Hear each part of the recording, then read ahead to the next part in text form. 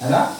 वो मान लीजिए एक क्लास में पढ़ रहा है या तो एक एक पद जब सब पढ़ना है, बोलो एक एक पद सबको ही पढ़ना।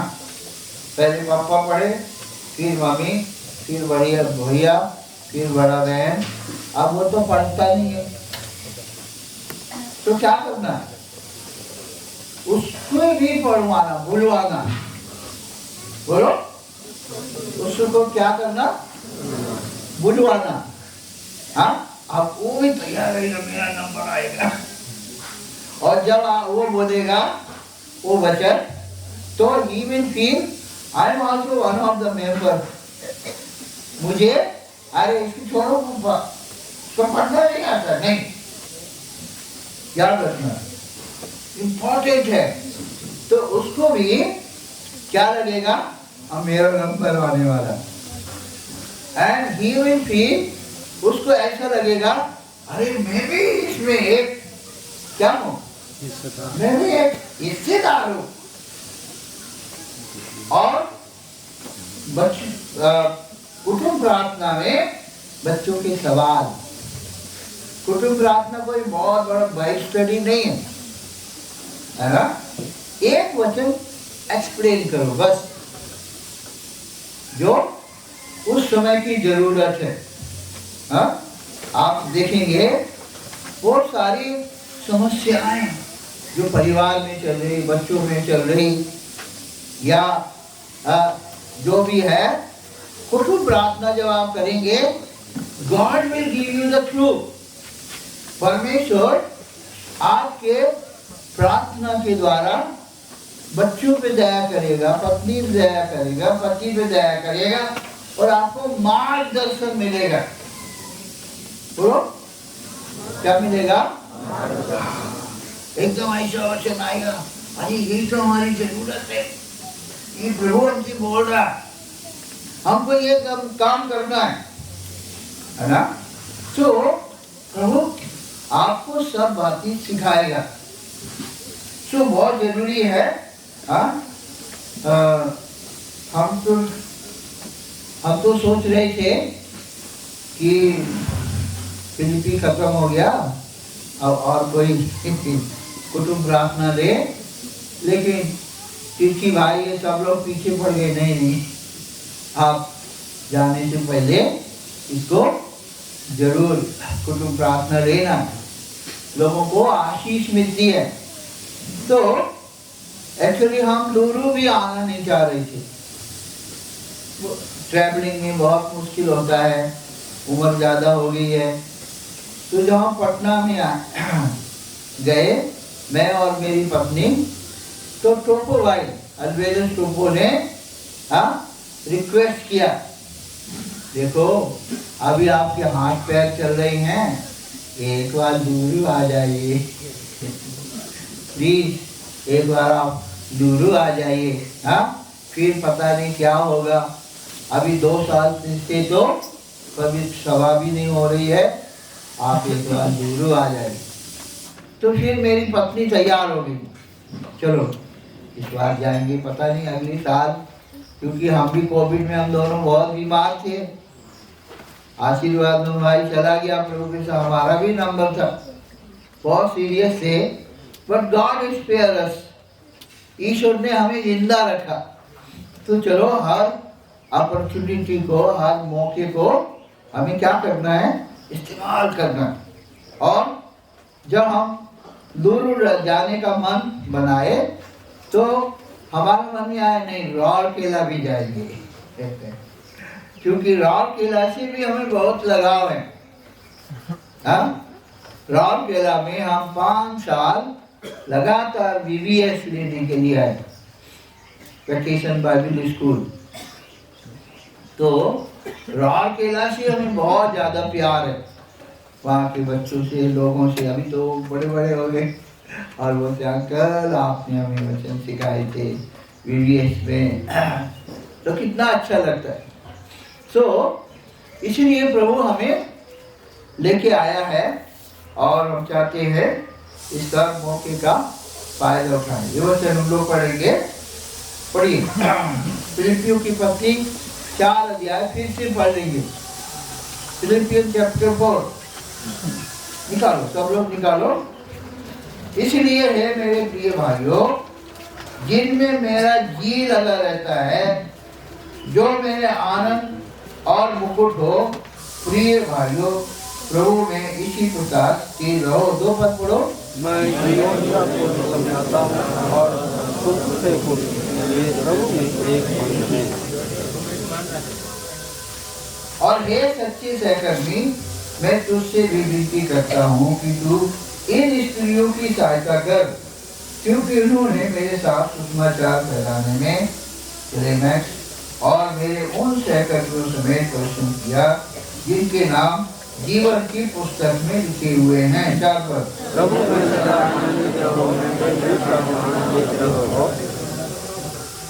तुम्हारी कोमलता सब मनुष्यों पर प्रकट हो, प्रभु निकट है। 6 पद पढ़ो। किसी भी बात की चिंता मत करो, प्रार्थना विनती के द्वारा धन्यवाद के साथ बच्चे लोग भी पढ़ना, सब पढ़ना है। तब परमेश्वर की शांति जो समझ से बिल्कुल परे है, तुम्हारे हृदय और तुम्हारे विचारों को मसीह यीशु में सुरक्षित रखेगी। आप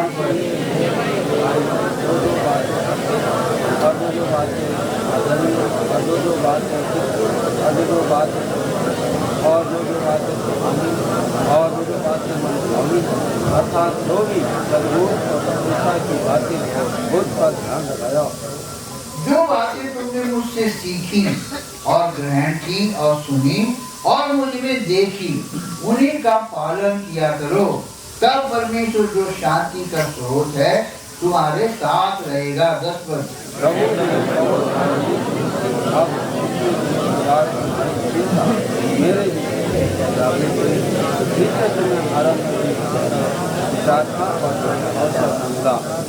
ये नहीं कि मैं अपनी घटी के कारण ये कहता हूँ, क्योंकि मैंने ये सीखा है कि जिस दशा में हूँ उसी में संतोष करूँ। 12 पद।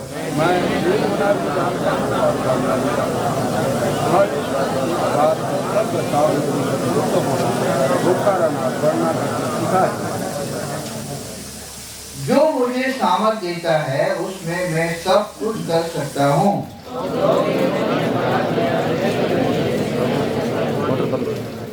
और एक फिलिपियों, तुम आप भी जानते हो कि सुसमाचार प्रचार के आरंभ में जब मैंने मकदूनिया से कूच किया, तब तुम्हें छोड़ और किसी मंडली ने लेन देन के विषय में मेरी सहायता नहीं की। इसी प्रकार एक बार क्या 2 बार भेजा था।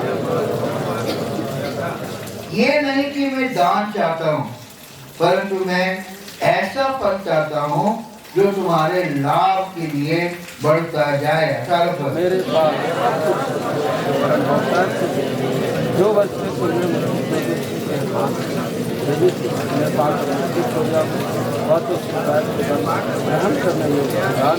जो परमेश्वर को खाता है, और मेरा परमेश्वर भी अपने उस धन के अनुसार जो महिमा सहित मसीह यीशु में है, तुम्हारी हर एक घटी को पूरा करेगा। हमारे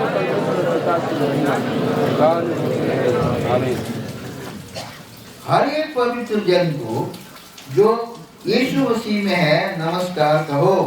जो भाई मेरे साथ हैं तुम्हें नमस्कार कहते हैं। तुमको नमस्कार। 23 पर सब लोग पढ़ो। हमारे आत्मा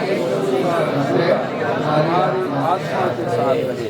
प्रेमी पिता धन्यवाद देते सोचने भाग के लिए कुछ अनमोल वाक्य सिखाइए। अयोध्यास पे दया करिए। हमारा समय बड़ा उपयोगी अच्छा हो।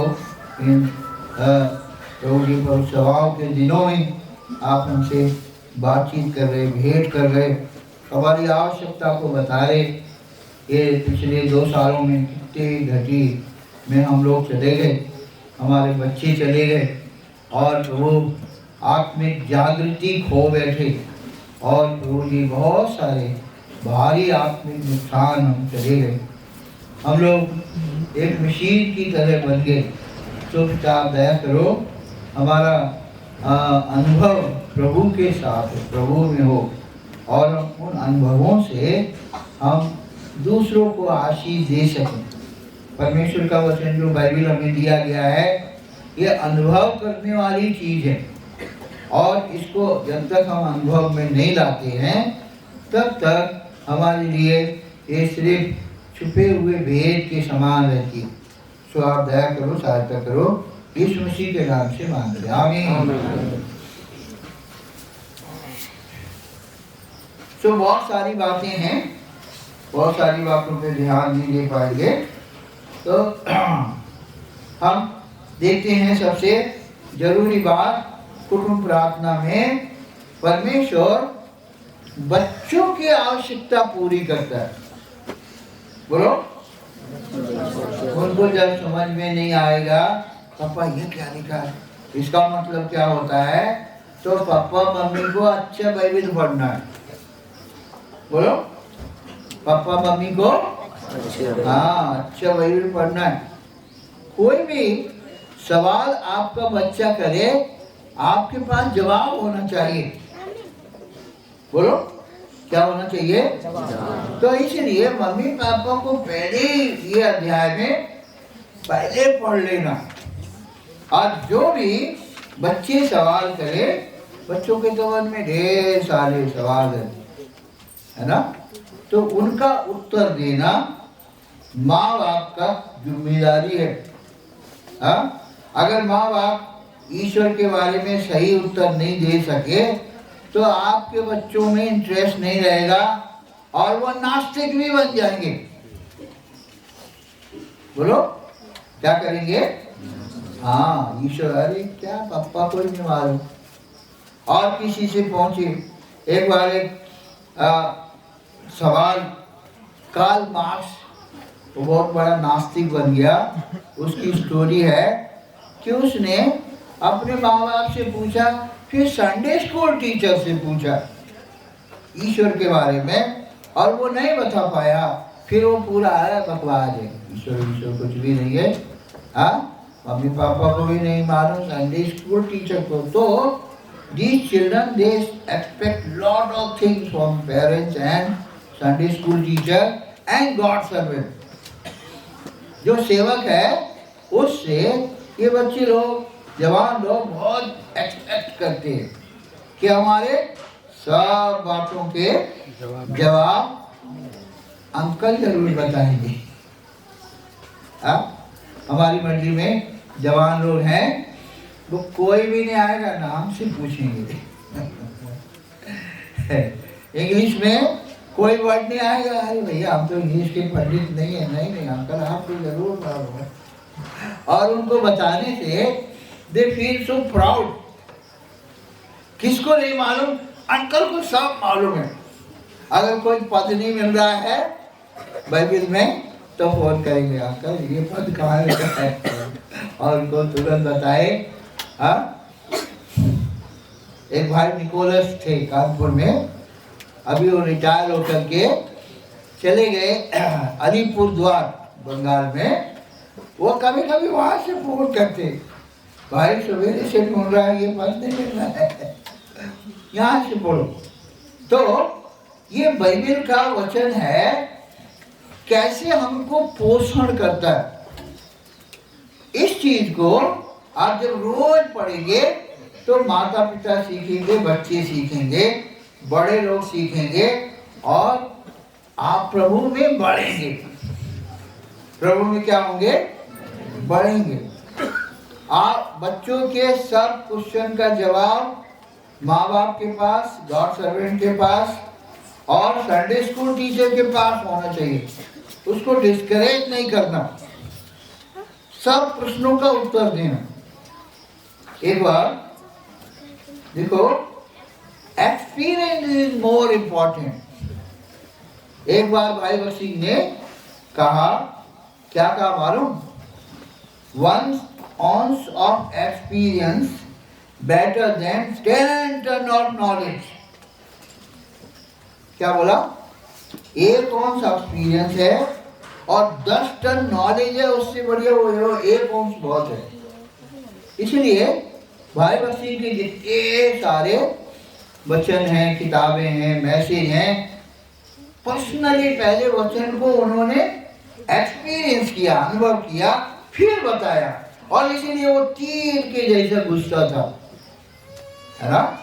बाइबल ज्ञान तो तमाम जगह मिलता है, हाँ, बढ़िया बढ़िया टेस्टी टेस्टी वचन, बहुत वचन, लेकिन वो अंदर नहीं घुसता। ये वचन है, जब तुमने उस वचन को चखा नहीं, तुमने उस वचन का अनुभव नहीं किया, तो दूसरों को फायदा नहीं करेगा। इसीलिए अनुभव ज्यादा बोलना। क्या बोलना? हाँ, एक वचन मिला है और उसको अनुभव किया, उससे जो फायदा हुआ बताना, ये इम्पोर्टेंट है। सो एक बार हम एक घर में गए और हमने जकरिया की किताब से पढ़ा, और मेरे बच्चे मेरे साथ में थे। तो यहाँ पर लिखा है कि परमेश्वर के 7 आंखों से वो देखता है। हाँ, किससे देखता है? 7 आंखों से। जकरिया की किताब में 7 अध्याय में शायद में है, हाँ, 10 पर। क्योंकि किसने छोटे बातों का दिल तुझ जाना है, यहोवा इन 7 आंखों से सारी पृथ्वी पर दृष्टि करके साहुल को जरुब्बाबिल के हाथ में देगा और आनंदित होगा। परमेश्वर की कितनी आंखें हैं बोलो? 7 आंखें। कितनी आंखें हैं? मतलब सब कुछ देख सकता है, इधर भी इधर भी इधर भी, है ना। किसी चीज में 6 डायमेंशन होते, हाँ, 1 2 3 4 और ऊपर नीचे, है ना। लेकिन परमेश्वर के 7 आंखें, सब कुछ देखता है। तो मैं ऐसा उनको बता रहा था, और बताने के बाद मैं वहां से निकला और मेरा बड़ा बेटा बोला, पापा एक बात बताओ। क्या बेटा? क्या परमेश्वर ने हमें अपने स्वरूप में बनाया? मैंने कहा इसमें कौन सी शक की बात? परमेश्वर ने उत्पत्ति 1 अध्याय 26 और 27 पद में परमेश्वर ने हम सबको अपने स्वरूप और अपने शकल में बनाया।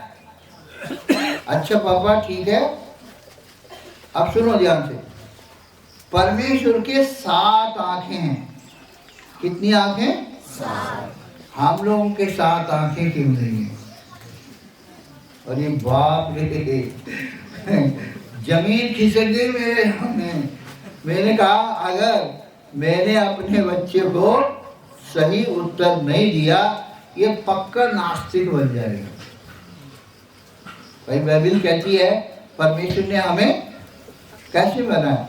अपने शकल में, अपने स्वरूप में बनाया। तो जब भाई यहाँ पे लिखा है, पिताजी सवाल है कि नहीं?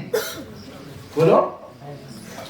तो मैं एकदम प्रार्थना किया, प्रभु हाय प्रभु क्या जवाब दो? हाँ, मैंने प्रार्थना किया, तुरंत प्रभु ने बताया। मैंने कहा बेटा 7 आंखों का मतलब है हर डायमेंशन से देखना, है ना। अभी जैसे कोई आंखें बंद है और गिरा है, खट से आवाज आई। अगर स्टील का गिलास तो खन आवाज आएगी। बिना ही देखे हम बता देते ये डब्बा गिरा है ना, देखा नहीं। तो मैंने कहा कान भी एक आंख है। बोलो। फिर कोई चीज को मुंह में लगाते चखने, ये भी एक आंख है। कोई चीज सुनते हैं, वो भी एक आंख है। परमेश्वर ने मेरे को ज्ञान दिया है। हम लोगों को भी परमेश्वर ने 5 सेंसेस दिए, 5 इंद्रियां दी है किसी चीज को देखने समझने के लिए। छूने के द्वारा, गर्म है ठंडा है ना, आप देख के थोड़ी बता सकते कि वो ठंडा है कि गर्म है, जब तक छुएंगे नहीं। सो ईश्वर ने हमें 5 आंखें तो ये दी हैं और एक हार्ट और एक माइंड, 7 आंखें हैं कि नहीं, हमारे भी प्रभु ने दी है। हाँ बाबा सही है, सही है बाबा। तुम सेटिस्फाइड हो? हाँ सही है। So what I mean to say कि बच्चे लोगों को अगर सही उत्तर नहीं मिला, वो प्रभु में फिर विश्वास नहीं करेंगे। इसलिए हमें बाइबल को अच्छा जानना है, अच्छा पढ़ना है, हाँ, बाइबल में घुसना है। इसलिए जब व्यक्तिगत रूप से पढ़ोगे, पारिवारिक रीत से पढ़ोगे, जब यहाँ मीटिंग में आके पढ़ोगे, भविष्य सभा में पढ़ोगे, ओ बाइबल का ज्ञान तुम्हें इतना ज्ञानी बना देगा, हाँ, इतना बुद्धिमान बना देगा, क्योंकि बाइबल में लिखा है। पढ़ो व्यवस्था विवरण 4 अध्याय, डिट्रोनॉमी व्यवस्था विवरण 4 अध्याय, और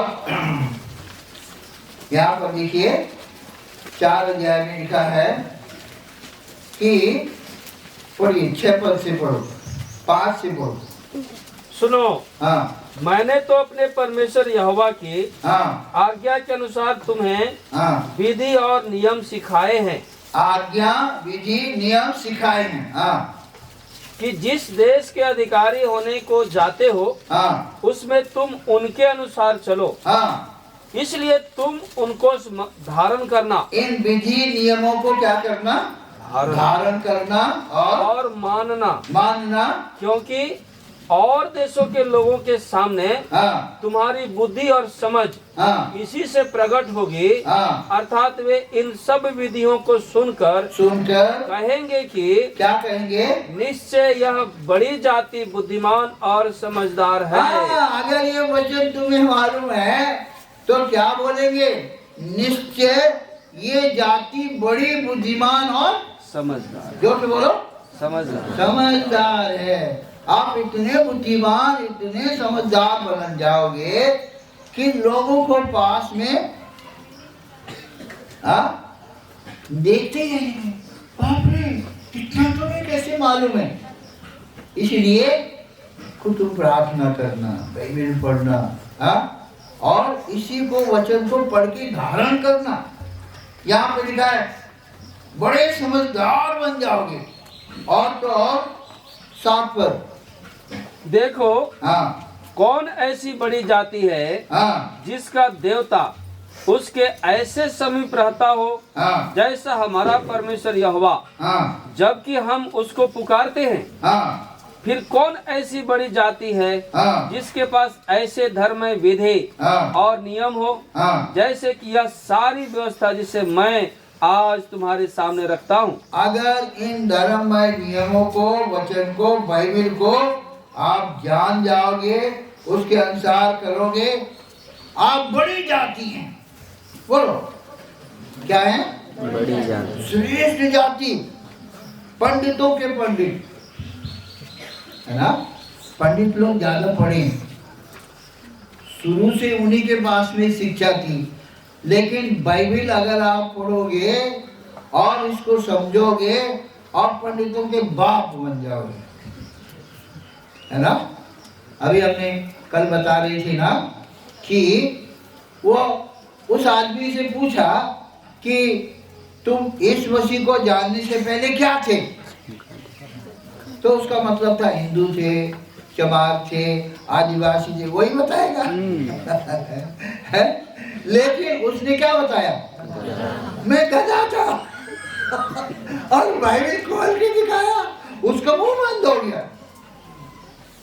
अरे जन्म से आदमी जंगली गधा है, हम गधा हैं, तुम भी हो, आदमी तो तुम भी हो, तुम भी गधे, हम भी गधे। अब वो दोबारा नहीं पूछेगा तुम इस मसीह को जानने से पहले तुम हरिजन थे कि गिरजन थे कि आदिवासी थे, बोलेगा? कितना ज्ञान प्रभु तुम्हें देगा, कितने बुद्धिमान तुम बन जाओगे अगर इस वचन को।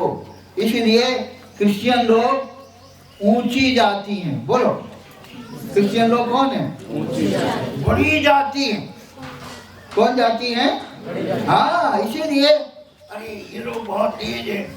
हाँ, Christian nurse, Christian doctor, Christian teacher बोलो तो बहुत वैल्यू है। पर you must love Lord Jesus Christ. यीशु मसीह को जानो, यीशु मसीह को प्यार करो। सबसे श्रेष्ठ जाति तुम ही हो। तुम्हारे सामने कोई तुम्हारा मुकाबला नहीं कर पाएगा।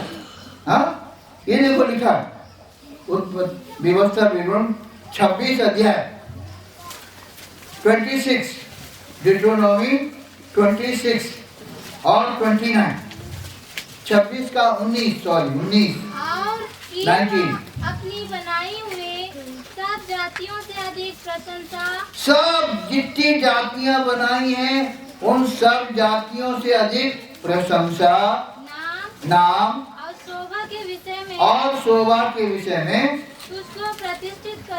तुझको प्रतिष्ठित करे और तू उसके वचन के अनुसार हाँ अपने परमेश्वर यहोवा की पवित्र प्रजा बना रहे। हाँ, देखिए, पवित्र प्रजा वहाँ हम लोग हैं। हम लोग प्रभु के पवित्र लोग हैं। सब लोग हमसे डरना है। बोलो, आप चाहते हैं कि सब लोग आपसे डरें? हाँ, अरे बाइबल को जानोगे तो सब डरेंगे। हाँ, तुम्हारे स्कूल में सब बच्चे डरेंगे अगर तुम बाइबल आते हो, बाइबल से बोलो, बाइबल के अनुसार चलो, बाइबल के अनुसार करो। अरे भैया, सब तुम्हारे पास आएंगे। किसी के पास शांति नहीं है। बोलो, किसी के पास उत्तर नहीं है, किसी के पास ज्ञान नहीं है। जो बाइबल पढ़ते और जानते हैं वो ज्ञानी है। सब तुमसे भाई ऐसा ऐसा करना है, करूं कि ना करूं? अच्छा, प्रार्थना करेंगे तुम्हारी, और प्रार्थना करके प्रभु से बताओ। हाँ, अरे बहुत अच्छा है। हाँ, हमारे पास एक पति पत्नी आए अन्य जाति, बोलो चलो हम इनके पास जाएंगे, ये क्या बोलेंगे वो करेंगे। हाँ, तो उनकी गांव में जमीन थी तो, और शहर में वो लोग घर बनाना चाहते थे। मैंने कहा देखो, गांव की जमीन की वैल्यू कम है और शहर की वैल्यू ज़्यादा है। चाहे वहाँ ज़्यादा जमीन बेच के थोड़ी ले लो, वो तो उसका दाम कम बढ़ेगा, इसका ज़्यादा बढ़ेगा। बहुत अच्छा, सही मिल गया। जा करके वो जमीन बेच के सिटी में ले लो, अब लाखों की होगी, है ना। तो सलाह देने पूछने के लिए आएंगे, ज्ञान पूछने के लिए आएंगे, समस्याओं को लेके आएंगे, दुखों बीमारी को लेके आएंगे, और आप प्रार्थना करोगे, सलाह करोगे, तो फिर आपसे लोग क्या करेंगे? अरे डरने लगेंगे। बोलो, क्या करने लगेंगे? अरे ये लोग बड़े बुद्धिमान हैं, बड़े ज्ञानी हैं। हाँ, दैट्स व्हाई, इसीलिए बाइबल को अनुभव करना है। क्या करना है बाइबल को? जितना ज्यादा आप बाइबल को मानोगे, अनुभव करोगे, और परमेश्वर तुम्हें बहुत ज्ञानी और बुद्धिमान बना देगा। सो यही है। चलो अब अपने थोड़ा अध्याय में से कुछ बातें पढ़े। फिलिपियों की पत्री 4 अध्याय और पढ़िए 2 पद। मैं यहूदिया को भी समझाता हूँ और सुन्तुखे को भी कि वे प्रभु में एक मन रहे। और पढ़ो। हे सत्य सहकर्मी, हाँ, मैं तुझसे भी विनती करता हूँ कि हाँ, तू उन स्त्रियों की सहायता कर, हाँ, क्योंकि उन्होंने मेरे साथ सुसमाचार फैलाने में हाँ, क्लेमेंस और मेरे अन्य सहकर्मियों समेत परिश्रम किया, हाँ, जिनके नाम जीवन की पुस्तक में लिखे हुए हैं। हाँ। अब देखो, यहाँ 2 बहनें हैं। कौन है? ये बहनें हैं, बहनों के नाम है। अब ये दोनों आपस में एक मन नहीं है। कई बार बहनों में ऐसा हो जाता है, लेकिन ये लोग उद्धार पाए हैं, ये लोग सुसमाचार प्रचार करने वाले हैं, इनके नाम जीवन की पुस्तक में लिखे हैं। बट